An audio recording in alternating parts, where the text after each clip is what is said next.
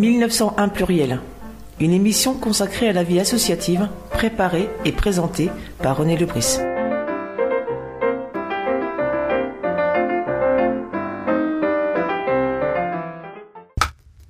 Bonjour, pas besoin d'être un super héros pour aider les autres. Eh bien, cette semaine, j'ai le plaisir d'accueillir une équipe de bénévoles, écoutants bénévoles, de l'association SOS Amitié.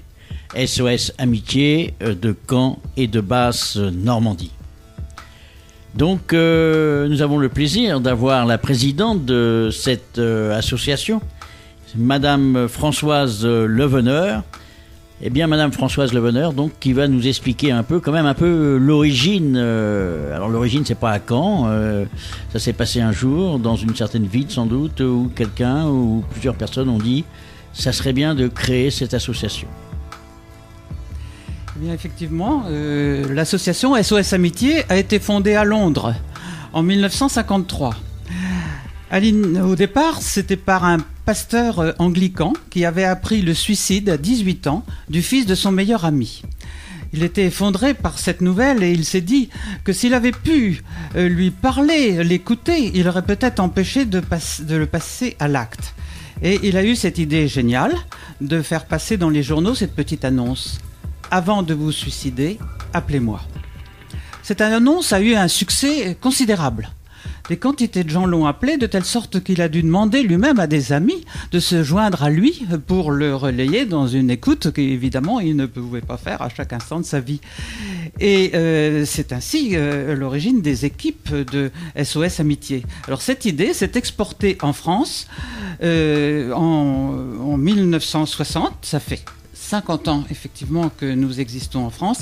Et l'association en France a pour origine la démarche de quelques personnes, et notamment le PDG du BHV, un prêtre catholique, un pasteur protestant et un rabbin. Alors, ça paraît connoter une appartenance confessionnelle et religieuse de cette association. En réalité, en France, elle est vite devenue tout à fait laïque et complètement coupée de toute relation avec des groupements religieux, politiques ou philosophiques. Donc, depuis 50 ans en France, des écoutants bénévoles se relaient jour et nuit, 24 heures sur 24, pour répondre à toute personne prête à un geste suicidaire, ou plus largement, à toute personne en détresse, quelle qu'en soit la cause, mal-être, souffrance physique ou morale, solitude, problèmes relationnels dans la famille ou dans le travail. Alors on va sans doute y revenir sur tous ces sujets-là. On reste quand même donc, en fait, c'est Paris qui a... Le BHV, c'était Paris, hein, c'est plusieurs magasins qui sont, à l'époque, étaient quand même très connus. Et en fait, cette association donc nationale, pour qu'elle soit nationale à un moment donné, il a fallu effectivement trouver des correspondants locaux. Donc, comment ça s'est fait ce développement en province ? Alors, ce développement s'est fait petit à petit. En réalité, à l'heure actuelle, il y a une cinquantaine de postes d'appels en France, ou plutôt de réponses aux appels. Celui de Caen a été fondé en 1973. Alors sur toute cette masse de postes, eh bien, il y a en gros en France 2000 écoutants qui reçoivent 750 000 appels par an. Ça veut dire au fond un appel de détresse toutes les 40 secondes. C'est ça SOS Amitié. Alors il faut préciser que nous obéissons à une charte qui a été fixée au plan national mais qui s'impose à tout participant à SOS Amitié quel que soit l'endroit où il se trouve en France. Et selon cette charte, l'écoute à SOS Amitié se fait dans l'anonymat le plus complet. On ne connaît pas les noms des écoutants, ils ne connaissent pas ceux des appelants. Elle se fait aussi dans la confidentialité, le secret est absolu, et dans la non-directivité, car il ne s'agit pas de juger, ni même de conseiller, mais encore moins d'intervenir. Il s'agit seulement d'offrir un espace de liberté dans lequel l'intéressé pourra mettre des mots sur sa souffrance et entendre une voix amicale qui parviendra peut-être à desserrer son angoisse, à lui redonner confiance pour qu'il puisse reprendre et affronter lui-même les difficultés de sa vie. Pour répondre à notre engagement, nous avons besoin de recruter des écoutants bénévoles. J'en appelle donc à tous ceux, quelle que soit leur origine, quel que soit leur horizon socio-professionnel, qui auraient quelques heures par semaine de disponibles pour rejoindre notre équipe d'écoutants bénévoles. Voilà, bon, Madame Françoise Leveneur, on aura l'occasion justement d'y revenir à cet appel-là. Tous les jours, nous allons passer une petite annonce, le spot, pour faire en sorte que cet appel soit entendu. Donc, c'est une fédération d'utilité publique.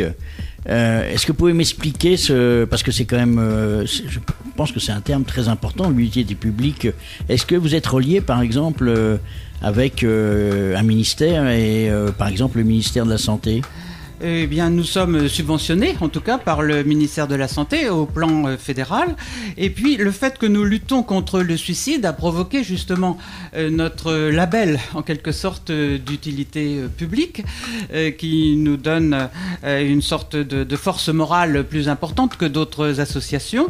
Et nous avons ainsi, et c'est un aspect de notre mission, nous avons participé à la fondation, il y a une dizaine d'années, de l'Union nationale de prévention du suicide, qui est également d'utilité publique, mais dont nous sommes membres à part entière. Alors tous les ans, il y a une journée nationale de prévention du suicide, et nous, en tant que poste relais, si vous voulez, sur le territoire, nous sommes chargés de la décentralisation, en quelque sorte, de ces manifestations. Et tous les ans, SOS Amitié organise des manifestations, des conférences débats sur un thème qui a été fixé au plan national par l'UNPS. Depuis 2 ans, nous organisons ces manifestations en lien avec d'autres associations qui ont un petit peu les mêmes objectifs que nous, comme Vivre son deuil, Jonathan Pierre Vivante, et nous avons ainsi augmenté en quelque sorte notre impact, enfin tout au moins nous l'espérons, et donc vous voyez que bien que nous écoutions toutes les formes de détresse et de souffrance, notre objectif de base, ça reste quand même la lutte contre le suicide.